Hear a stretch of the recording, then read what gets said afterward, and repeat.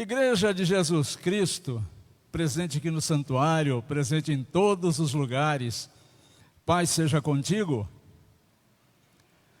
Deixa eu ler para vocês a palavra do Senhor que está na epístola aos Romanos. Nós já resvalamos nesta epístola durante a liturgia, mas eu quero ler para vocês agora, você pode acompanhar também, Romanos capítulo 8, versículos de 6 a 11.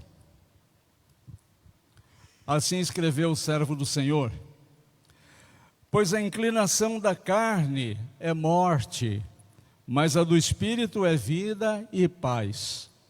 Porque a inclinação da carne é inimizade contra Deus, pois não está sujeita à lei de Deus, nem pode estar. Portanto, os que estão na carne não podem agradar a Deus.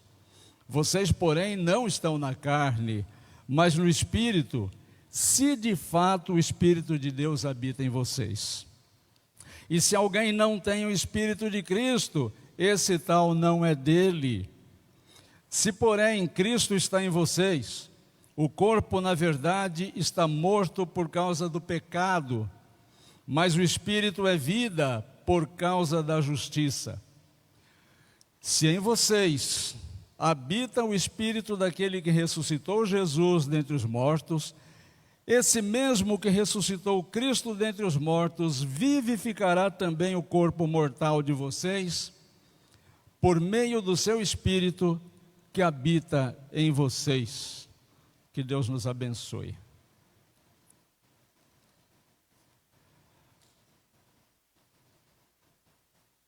Vocês já viram um celular descarregado? Claro que já, né? Hoje em dia, todos temos celulares. Até a filhinha do Zé, que ainda está na barriguinha, já deve ter um celularzinho também. A molecada hoje nasce já conectada com o celular. Há quem diga que hoje as crianças não choram mais quando nascem lá na maternidade, elas mandam um zap para o médico. De tão conectada que as pessoas estão através do celular. Mas você já prestou atenção num celular descarregado como esse que está aí na foto? Parece que está tudo bem. Parece que está tudo certo com ele. Mas qual que é o problema desse celular? Ele não tem vida. Ele não está funcionando de verdade. Ele só tem aparência de celular, mas ele não funciona como um celular. Ele não está exercendo aquilo para o que ele foi fabricado. Por fora aparência, por dentro vida nenhuma. É disso que a epístola de hoje está falando. É assim que é um coração sem Deus. Uma pessoa que não tem o Espírito de Deus. Aparentemente está tudo funcionando bem do lado de fora. Tem aparência, mas não tem vida por dentro. E Paulo, quando escreve aos Romanos, ele mostra essas duas realidades. A realidade da carne e a realidade do Espírito. Paulo, nesse trecho que vos li, ele diz que uma dessa parte conduz à morte e a outra parte conduz à vida. A morte de que o Paulo está falando aqui não é só a morte física. A morte física é essa que todos nós estamos destinados.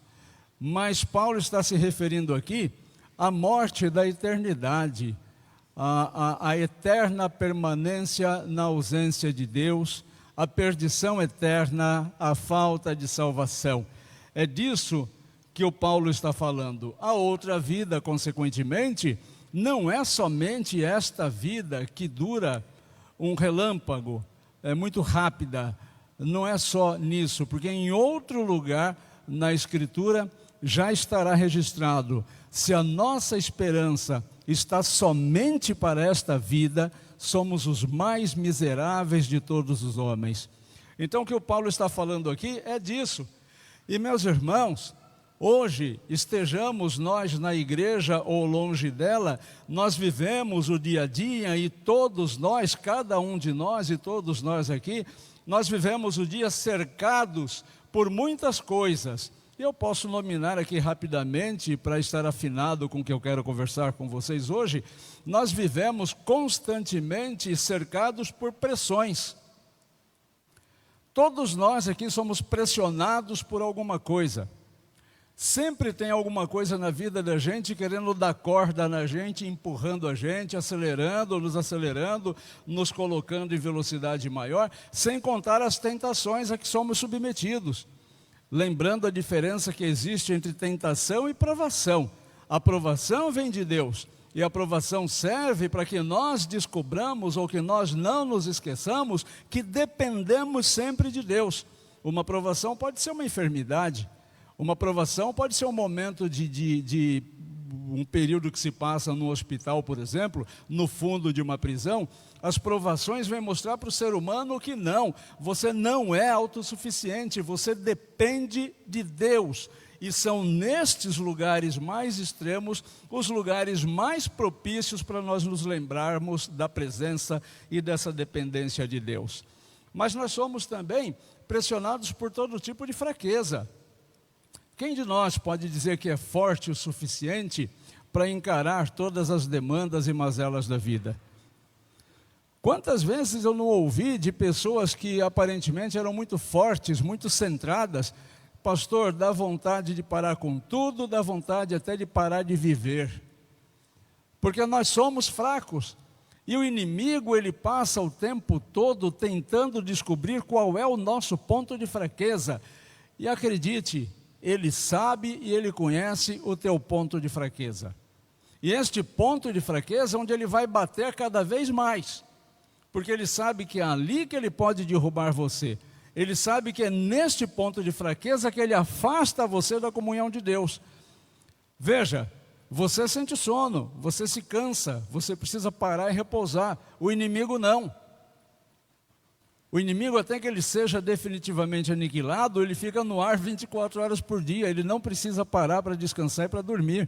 Então ele tem muito tempo para te observar. E quando você fortalece o ponto em que você estava fraco, ele vai procurar outro e vai achar. Daí a advertência de Jesus: orai e vigiai o tempo todo, porque o inimigo anda em derredor de vós como um leão querendo vos tragar. Então nós precisamos constantemente tentar verificar onde é que está o nosso ponto fraco. O que é que afasta você da comunhão de Deus? E aí, Paulo aponta o essencial: só o Espírito de Deus sustenta a vida eterna. Só o Espírito Santo é capaz de manter você de pé. Nenhum outro recurso mantém você de pé diante dos problemas. E hoje, no dia que nós vamos batizar a Manu, nós temos que nos lembrar disso. Não é sobre aparência, é sobre a vida que vem de Deus. Porque de nenhum outro lugar vem vida de verdade. De nenhum outro lugar vem vida verdadeira. De nenhum outro lugar vem alguma coisa que sacia a nossa sede, que mata a nossa fome. De nenhum outro lugar. Isso só pode ser preenchido pelo Espírito de Deus. E é disso que nós somos convidados, ou é sobre isso que nós somos convidados a pensar hoje. A aparência não é uma forma cristã saudável de se viver. Nós precisamos viver do jeito que Deus quer que nós vivamos. Sem o Espírito Santo, definitivamente, não há vida, meus irmãos.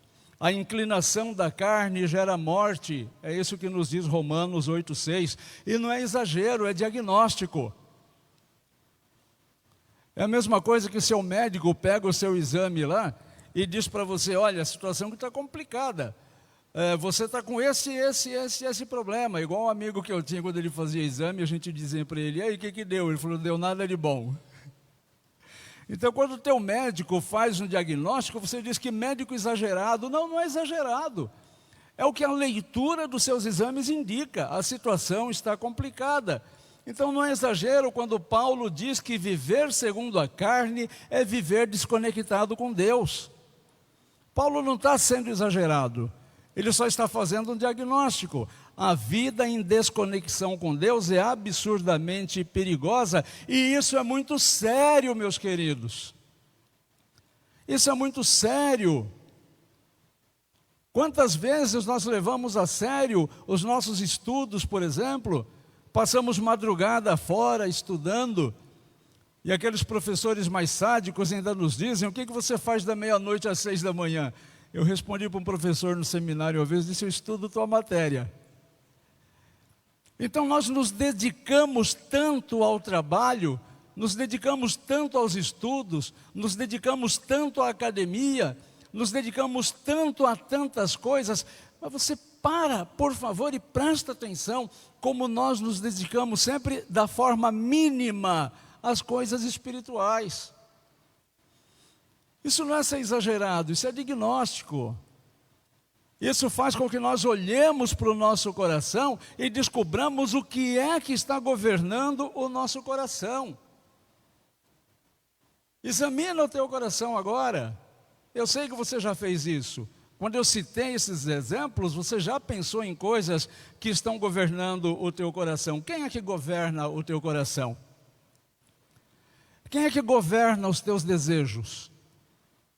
No que é que você tem empenhado o teu esforço, o teu dinheiro, o teu tempo? São nas coisas do Senhor? Não basta frequentar uma igreja. Não basta ser religioso. Aliás, isso nem é pré-requisito. O pré-requisito para a salvação é nascer de novo. Jesus teve encontro com uma pessoa, uma autoridade religiosa que sabia muitas coisas, era um doutor da lei. E Jesus disse: você realmente sabe muita coisa, mas você precisa nascer de novo. E esse homem respondeu para Jesus: como pode um homem velho voltar a entrar no útero da sua mãe? E Jesus, percebendo a ironia e a tentativa de fuga daquele homem, responde com a sinceridade que é peculiar a Jesus: quem nasce da carne é carne, mas quem nasce do Espírito é Espírito. Então nós temos, é condição sine qua non para a nossa salvação, nós temos dois tipos de nascimento. Um é o nascimento carnal, e todos nós que estamos aqui, suponho que tivemos o nascimento carnal. Todos nós que estamos aqui já nascemos. O segundo nascimento é o que precisa ser trabalhado, é o nascimento do Espírito, é nascer do Espírito, e nascer do Espírito significa conversão.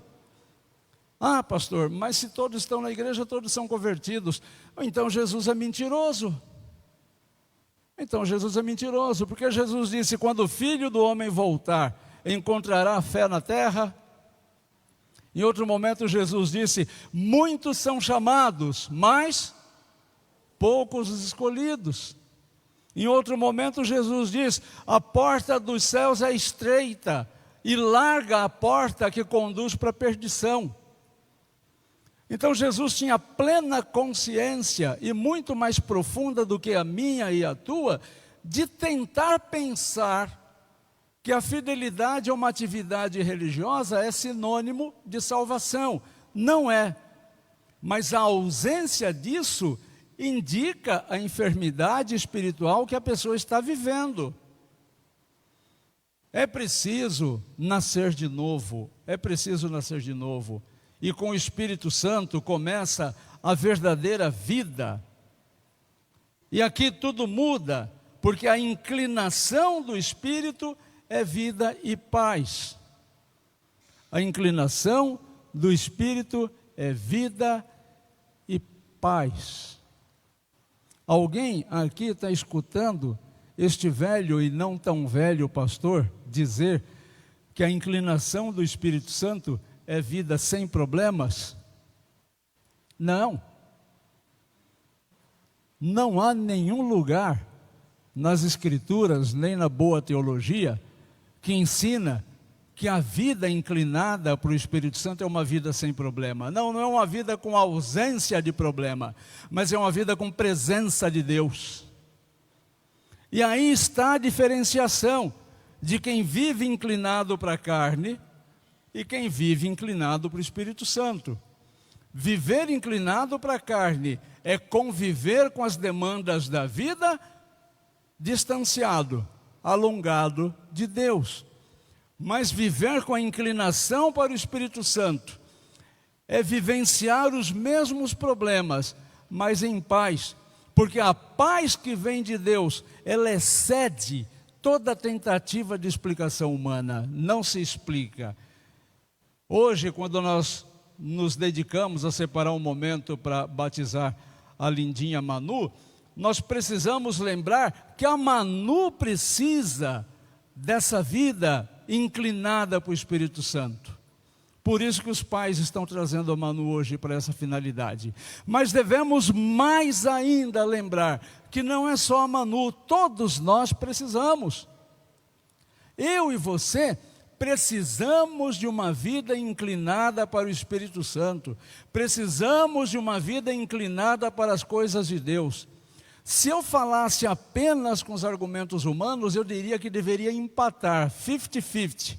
O tempo que eu gasto, a energia que eu gasto com as coisas do mundo, deveria ser igual para as coisas de Deus. Mas eu estaria sendo muito mentiroso se eu colocasse dessa forma. Porque Jesus, autor e consumador da nossa fé, ele diz, buscai em primeiro lugar. Então, em primeiro lugar, o reino de Deus e a sua justiça. E as demais coisas serão acrescentadas pelo próprio Deus. O próprio Deus vai acrescentar à tua vida as coisas que você precisa para viver com qualidade de vida. Porque Jesus veio para que você tenha vida plena, vida em abundância, vida com qualidade, vida plena. E isso só é possível em Jesus, porque Ele é o caminho, Ele é a verdade e Ele é a vida. Amém por isso, Ele é a vida. Então não é 50-50. Não é metade para cada um, é mais para Deus e depois para as outras coisas. O Espírito habita em você. Se você abrir o seu coração, o Espírito habita em você. E se o Espírito habita em você, porque como diz lá em Coríntios, você não é de você mesmo. Você pertence ao Espírito Santo. O teu corpo é morada do Espírito Santo. E como que a gente faz? Quem tem uma casa alocada, como que faz? O que se espera do inquilino? Que o inquilino cuide bem daquela casa. Se você é proprietário de uma casa, o que se espera de todos os moradores? Que cuidem bem daquela casa. Nós vemos hoje pessoas cuidando bem do corpo, ótimo, porque o corpo é templo do Espírito Santo. Mas e o Espírito que habita neste corpo, como é que ele tem sido tratado? Que tipo de cuidado você tem dado para esse Espírito que habita em você, segundo o versículo 9? Então alimente a sua vida espiritual, não deixa ela passar fome. Porque a inanição mata também. A falta de alimento enfraquece e pode levar à deficiência, a baixa imunidade, você perde musculatura espiritual. Você perde a imunidade espiritual. Você fica sujeito às tentações, a mínima tentação te derruba. E aí você diz assim, foi mais forte do que eu. Não pude resistir. Claro que não pode. Mas você esquece da palavra que diz assim, quando você for tentado, Deus dará uma porta de saída para você que você possa resistir à tentação. Mas se você não está conectado com Deus, você não acha essa porta. Você não vê a porta. E você bate a cara na parede, você cai atordoado e o inimigo te abraça como uma grande sucuri e começa a comer você pela sua cabeça, que é como a sucuri, como a jiboia faz, como qualquer serpente que representa no Éden, o inimigo faz, começa a te devorar pela sua cabeça, pelos seus sentimentos, pelos seus pensamentos, pelos conceitos que você vai criando, é pela tua cabeça que ele começa a te devorar, não é pelo teu corpo. O inimigo começa a te devorar, não é pela tua casa. O inimigo começa a derrubar você, não é pela tua família. O inimigo começa a derrubar você, não é pelas dívidas, nem é pelos teus bens materiais. O inimigo começa a devorar você pelos teus pensamentos, por aquilo onde você coloca a tua fé. naquilo que você acredita, nos conceitos de vida que você escolhe para seguir a tua vida. E o pecado, quando entra na vida de uma pessoa, nunca se limita à vida dessa única pessoa, porque invade o lar. E uma pessoa afastada da comunhão de Deus contamina o lar, contamina a esposa, contamina os filhos, contamina o marido e contamina os pais. Se a palavra nos diz, como nós vamos ler daqui a pouco, que pela vida de um a salvação entra no lar, pelo pecado de um o lar é contaminado. Que o diga quem tem um dependente químico na família. É o pecado de um que coloca toda a família em sofrimento. Que o diga quem tem na família uma pessoa aprisionada pelo álcool. Aquilo invade e maltrata toda a família, a dignidade da família é perdida.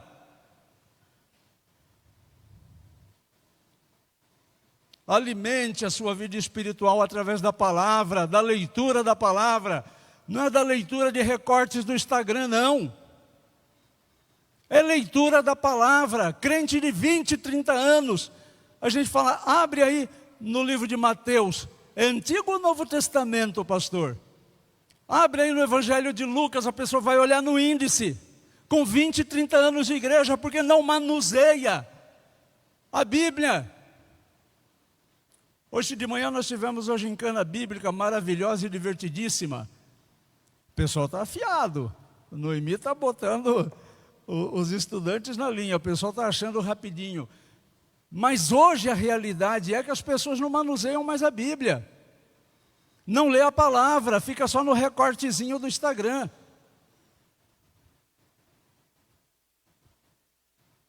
Será que quando a gente sai e esquece a Bíblia, a gente dá o retorno no quarteirão e volta para buscar, como a gente faz com o celular? Quando eu estou indo para a igreja, esqueci a Bíblia. Vou chegar um pouquinho atrasado, mas vou voltar para buscar minha Bíblia. É assim?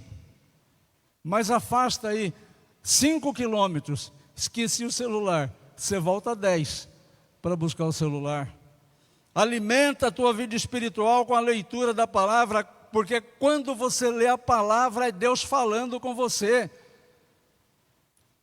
Pastor, Deus não tem falado comigo, então você não está lendo a Bíblia. Pratica a oração de forma habitual, porque é você conversando com Deus.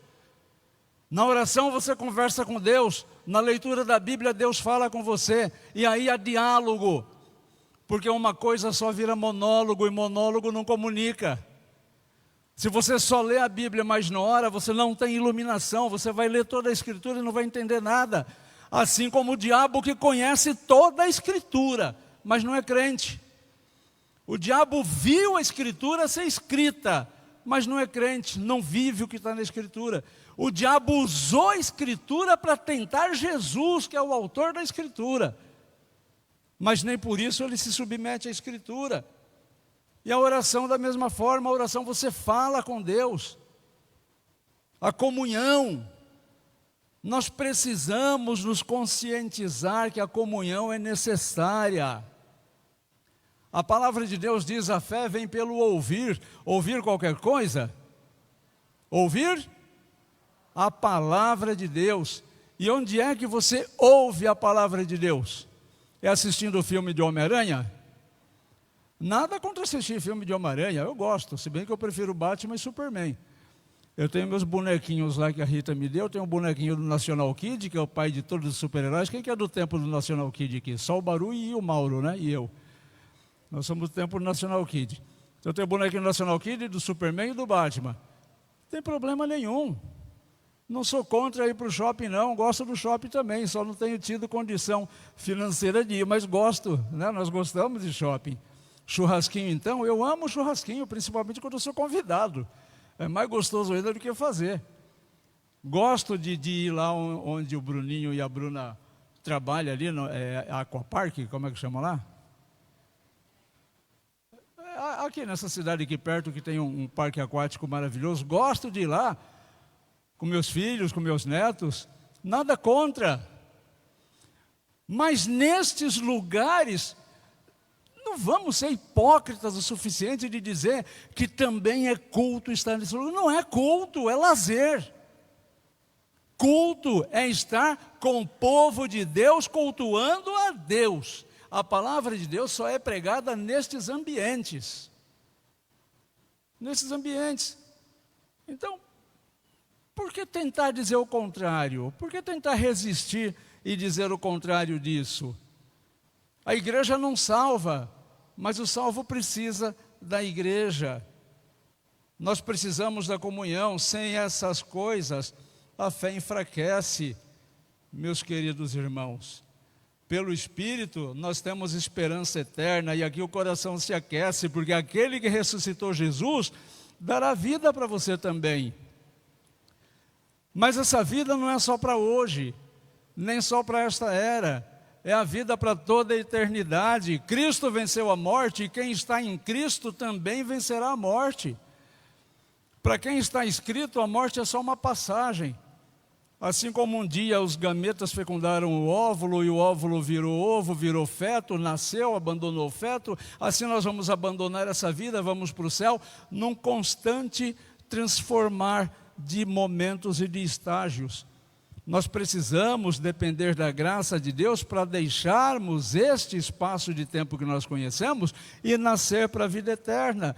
É isso que Jesus faz. Cristo venceu a morte, e quem estiver com Cristo vencerá também. As coisas não vão se encerrar somente nesta vida. A nossa esperança é certa, a nossa esperança não vacila, a nossa esperança não está confiada em mãos trêmulas, absolutamente. A nossa confiança está confiada nas mãos firmes do Senhor nosso Deus.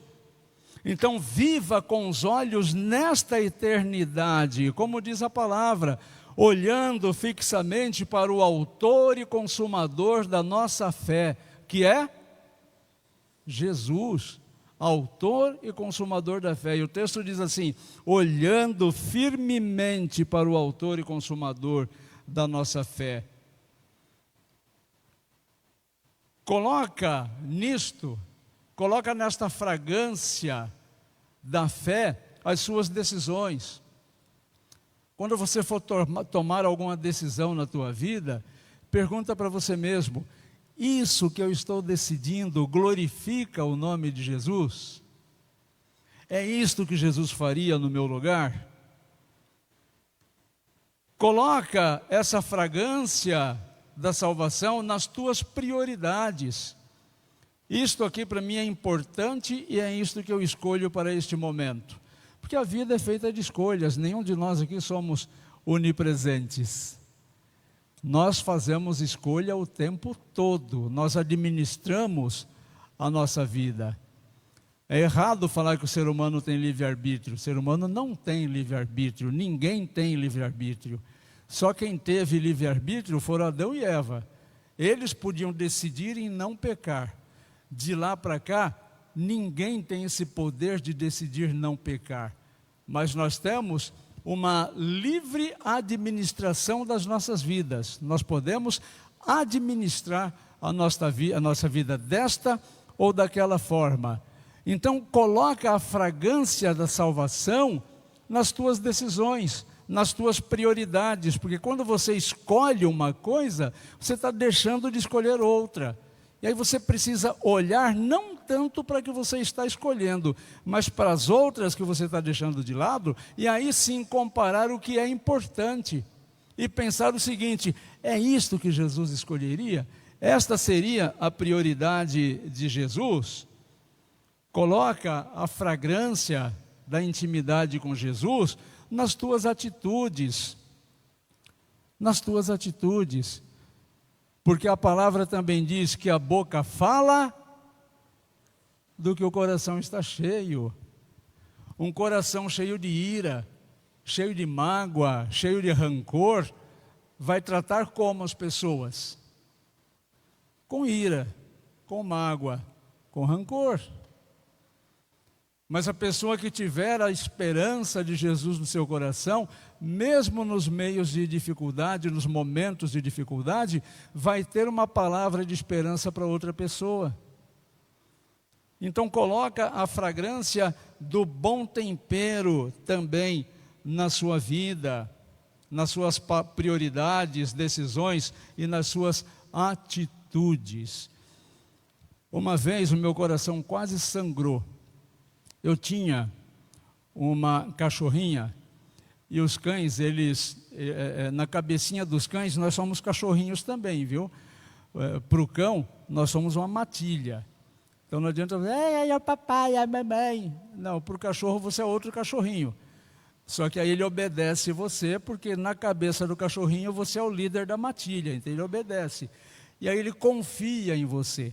Quando o cachorrinho dorme, por exemplo, com as patinhas abertas assim, ele está dizendo que ele confia 100% em você e se sente seguro ali. E aí eu estava com a minha cachorrinha e eu fiz algum gesto assim para levantar a mão. E ela fechou o olhinho e ficou tremendo o olhinho assim, como quem reage se fosse apanhar, se fosse levar um tapa, alguma coisa assim.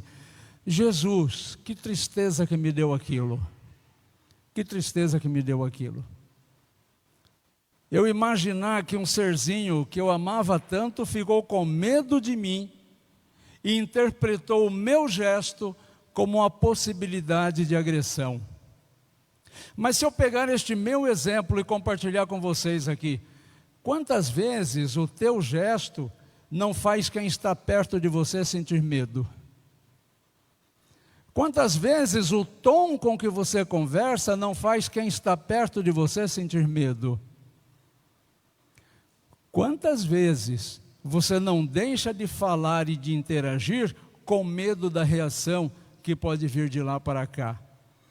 Então é necessário que nós coloquemos a fragrância da intimidade com Jesus também nas nossas atitudes. Quero concluir lembrando de novo do batismo da Manu. O batismo da Manu é um sinal de aliança, da graça que alcança as famílias. A graça que entra pela porta da casa e alcança as famílias. Vou melhorar essa frase. A graça que entra pela porta do lar, porque lar é diferente de casa. Casa é o que você põe a mão. É aquele amontoado de tijolo, cimento e tinta. Isso é casa. Lar são as pessoas, os sentimentos, o que é intangível. Isso é o lar. A graça, ela entra no lar e ela alcança os membros da família. Por isso que os pais estão trazendo essa criança aqui hoje. É um sinal da graça. E Deus está falando com todos nós. Você está vivo de verdade? E aí eu quero trazer de novo a figura que eu mencionei aqui do celular desligado.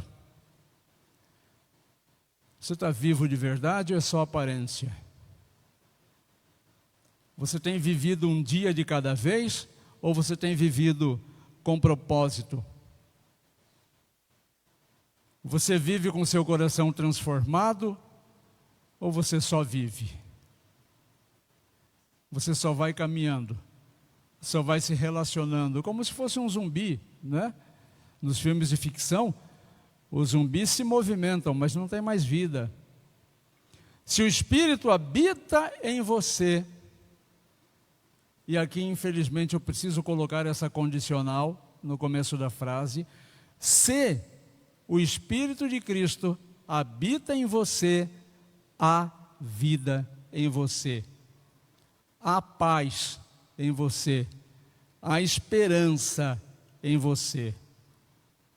Não ausência de problemas, mas repito, se o Espírito de Cristo habita em você, há paz em você, há esperança em você, há vida em você. Não só hoje, e não foi só ontem, e não será somente amanhã, mas haverá vida em você para toda a eternidade.